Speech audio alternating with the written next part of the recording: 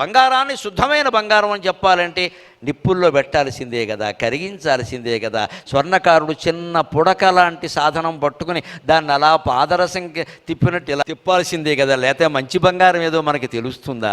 మరి అంతగా నిప్పుల్లో కాల్చి కరిగిస్తే తప్ప శుద్ధమైన బంగారం తెలియట్లేదే. భగవంతుడు మనని శుద్ధమైన బంగారంగా లోకాన్ని ప్రకటించడానికి మనకి పరీక్షలు పెడతాడండి, మనకి పరీక్షలు పెడతాడు.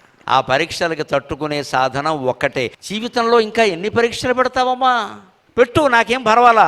నా పక్క హాల్ టికెట్ నువ్వు వేయించుకో, నీ పాదాలు చూసి నేను పరీక్ష రాస్తా. చూసి రాసేయచ్చు కదా.